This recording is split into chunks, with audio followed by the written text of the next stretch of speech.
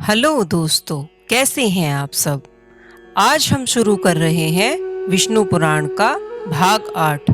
तो चलिए शुरू करते हैं। जमदग्नि मृत व्यक्ति के समान धड़ाम से नीचे गिर पड़े।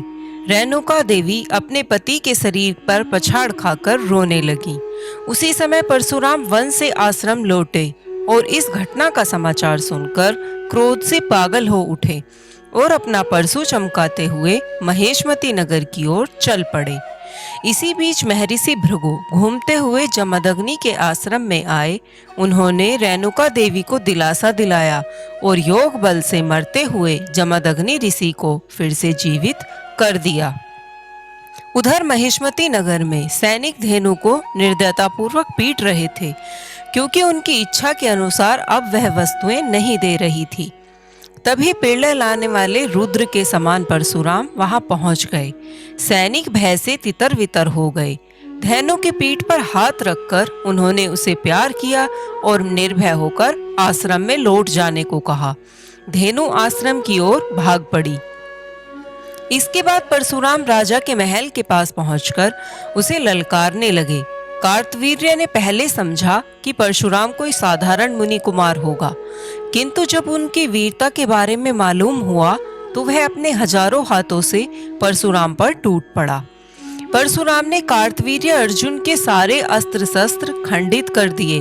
उसके 1000 हाथों को शाखाओं की तरह काट डाला। कार्तवीर्य बेजान धड़ के समान पृथ्वी पर गिर पड़ा। उस समय उसे स्मरण हुआ कि वह तो चक्र पुरुष है और शापवश उसने यह धर्म धारण किया है। परशुराम को विष्णु का रूप मानकर मन ही मन उन्हें प्रणाम किया और सुदर्शन चक्र में विलीन हो गया। परशुराम अब अपने आश्रम में लौट आए तथा पिता को जीवित पाकर उन्हें कार्तवीर्य की मृत्यु का समाचार सुनाया। यह सुनकर उनके पिता जमदग्नि ऋषि बोले, तुमने जो काम किया है वह मानवों के लिए उचित नहीं है। इसके प्रायश्चित के रूप में तुम्हें तप करना होगा। पिताजी, राजा जब अपने कर्तव्य को भूलकर पाप करने लगता है तब उसे दंड देने का अधिकार सबको है। मैं तपस्या आपका आदेश समझकर करूंगा, प्रायश्चित के रूप में नहीं। यह कहकर परशुराम तपस्या करने चले गए। इधर कार्तवीर्य के 1000 पुत्र है क्षत्रियों को संगठित करके जमदग्नि ऋषि के आश्रम पर टूट पड़े। उस समय जमदग्नि समाधि में लीन थे। सैनिकों ने ऋषि का सिर काटकर दूर फेंक दिया। रेणुका देवी ने पहले रक्षा के लिए परशुराम को 21 बार पुकारा और फिर छाती पीटती हुई अपने पति के धड़ पर गिरकर बिलख बिलख कर रोने लगी। जमदग्नि का सिर लुढ़कते लुढ़कते कुछ दूर जाकर 2 शिलाओं के बीच अटक गया। क्षत्रियों ने आश्रम में आग भी लगा दी। आग की इन लपटों में रेणुका देवी अपने पति के धड़ के साथ जलकर भस्म हो गईं। उधर परशुराम जंगल में तप कर रहे थे। अचानक उनके कानों में अपनी माता की पुकार 21 बार गूंज उठी। इसे अशुभ संकेत समझकर एक ही छलांग में आश्रम को लौट आए। उस समय आश्रम धूं धूं कर जल रहा था। उनके माता पिता भस्म हो चुके थे। है क्षत्रिय आश्रम वासियों तथा ग्रामीणों को क्रूरता पूर्वक कलूट मार रहे थे। यह सब देखकर परशुराम की आंखों में पिल्ले की लपटें उठने लगी। उन्होंने शिवजी का ध्यान करके अपने परशु को हाथ में लिया और उन क्षत्रिय को कटीली झाड़ियों की तरह काटने लगे।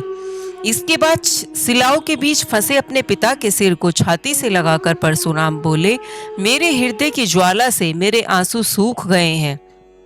मैं क्षत्रियों के रक्त से अपने कार्त अर्पण करूंगा और उनके रक्त में आपका सिर डुबोकर आपकी अंत्येष्टि क्रिया करूंगा। ऐसा कहकर परशुराम एक ऊंची शिला पर चढ़ गए और उन्होंने परशु को ऊपर उठाकर गरजते हुए 21 बार प्रतिज्ञा की, मैं इस परशु से पृथ्वी पर सभी क्षत्रियों का अंत कर डालूंगा। उनकी भयंकर ध्वनि से दिशाएं गूंज उठीं। उनकी इस भीषण प्रतिज्ञा को सुनकर ब्रह्मा तथा सभी ऋषि महर्षि वहां आ गए और परशुराम को शांत हो जाने का उपदेश दिया। महर्षि भृगु ने कहा, बेटा, भगवान स्वयं दूसरों को दंड देंगे और साधु संतों की रक्षा करेंगे। हम ऋषि मुनियों को यह शोभा नहीं देता। इस पर परशुराम बोले, जब मनुष्य अपना कर्तव्य भूलकर दूसरों पर अत्याचार करने लगता है और जब उसका दुराचार अंतिम सीमा पर पहुंच जाता है, तब हम लोगों में से ही किसी में भगवान प्रकट होते हैं और पापियों को सजा देते हैं। आप मेरे पितामह हैं, समझ लीजिए कि मैं भी एक ऐसा ही व्यक्ति हूँ। यूं कहकर परशुराम हिमालय की कैलाश चोटी पर तपस्या करने चले गए। शिवजी तपस्या से प्रसन्न हो प्रकट हुए। इस पर परशुराम बोले, शिवजी की आज्ञा के बिना चींटी तक नहीं काटती। आप तो लय पुरुष हैं, सब कुछ जानते हैं, इसलिए आपको कुछ कहने की आवश्यकता नहीं है। आप मेरी प्रतिज्ञा जानते हैं, कृपया उसे पूर्ण करने के लिए आवश्यक बल प्रदान कीजिए। शिवजी परशुराम को अनेक अस्त्र शस्त्र के साथ एक दिव्यास्त्र देते हुए बोले, यह तुम्हारे नाम पर संसार में भार्गव वस्त्र के नाम से प्रसिद्ध होगा। तुम विशेष कारण से मानव देह में जन्म लेने वाले अवतार पुरुष हो। जाओ, तुम्हारे कार्य में कोई बाधा नहीं आएगी। इसके बाद परशुराम गोलोक में कृष्ण के रूप में रहने वाले विष्णु के पास गए। कृष्ण ने उन्हें कृष्ण कवच के साथ अपनी शक्ति भरकर एक दिव्य धनुष भी दिया और कहा कि राम अवतार में यह धनुष तुमसे वापस ले लूंगा। इस प्रकार देवताओं से दिव्यास्त्र लेकर परशुराम ने क्षत्रियों का संहार करना शुरू कर दिया। राजाओं के दुस्साहन और अत्याचार से पीड़ित प्रजा ने परशुराम का साथ दिया। कार्तवीर्य के पुरुष तथा सभी हेय वंश के क्षत्रिय नगर छोड़कर भाग गए। परशुराम ने आग्नेयास्त्र से महिष्मति नगर को जला दिया। 21 दिनों तक वहां से आग की लपटें उठती रहीं। हेय राजाओं की राजधानी जलकर राख हो गई।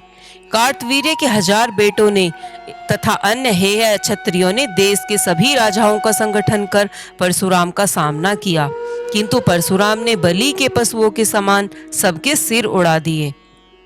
फिर उनके रक्त से 5 कुंडों को भरकर उनमें अपने पिता जमदग्नि के सिर को नहलाया। इस प्रकार परशुराम ने पिता का तर्पण कर उनका अग्नि संस्कार पूरा किया। जहां परशुराम ने रक्त के 5 कुंड बनाए थे, उस स्थान का नाम समंत पंचक था। बाद में वही स्थान कुरुक्षेत्र के रूप में प्रसिद्ध हुआ।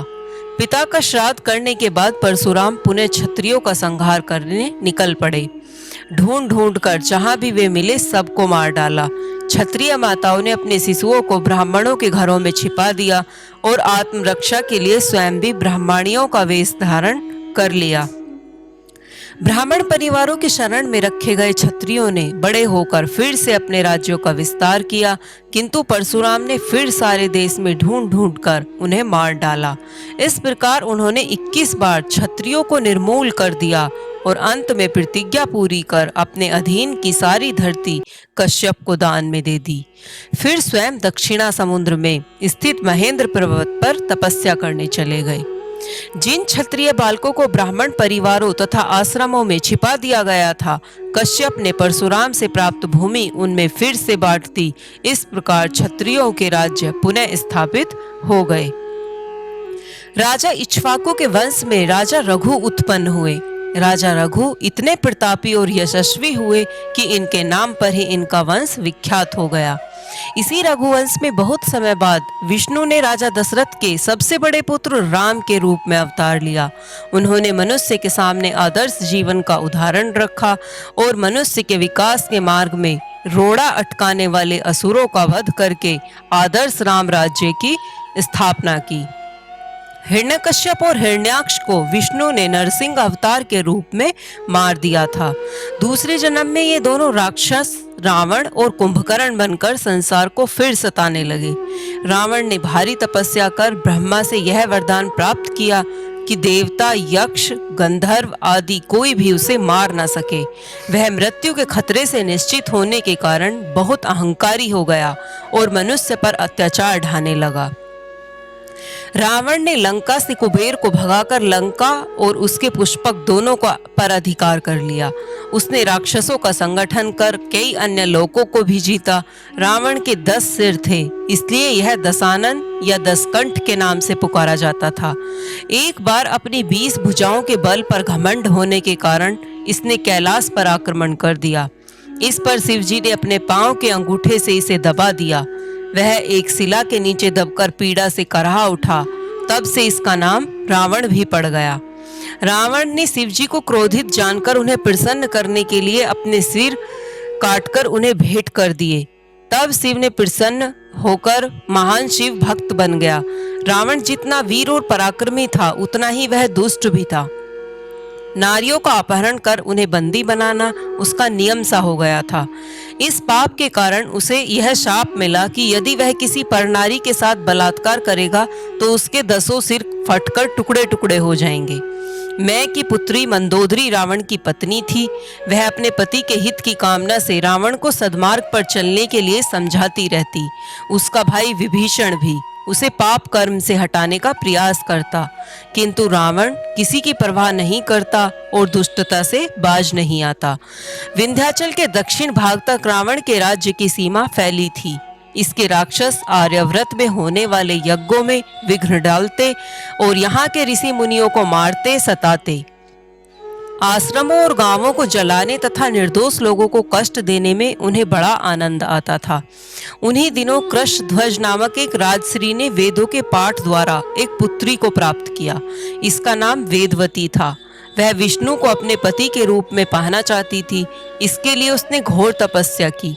रावण उसे प्राप्त करना चाहता था, इसलिए उसने वेदवती से कहा, मैं विष्णु से भी महान हूँ, इसलिए पति के रूप में मेरा वरण कर मेरे साथ लंका चल। वेदवती ने इस पर रावण का अपमान किया। रावण ने उसका जूड़ा पकड़कर घसीटते हुए अपने साथ ले जाना चाहा। वेदवती ने क्रोधित हो रावण को शाप दे दिया, अरे दुष्ट, तूने मेरे शरीर को स्पर्श कर अपवित्र कर दिया है, इसलिए इस देह को अब त्याग दूंगी। परंतु याद रख, मैं अगले जन्म में लंका में ही जन्म लेकर तुम्हारे नाश का कारण बनूंगी। भगवान विष्णु राम के रूप में मेरा वरण करेंगे। इतना कहकर वेदवती योग बल से अग्नि प्रज्वलित कर उसमें जलकर भस्म हो गई। राक्षसों का अत्याचार समय के साथ बढ़ता गया और उनके पाप से पृथ्वी त्राही त्राही कर उठी। संसार के कल्याण के लिए विष्णु के अवतार का समय निकट आ गया था। इसलिए विष्णु ने मनुष्य के रूप में और देवताओं ने वानरों के रूप में जन्म लिया। तो धन्यवाद दोस्तों। कैसी लगी आपको हमारी कहानी?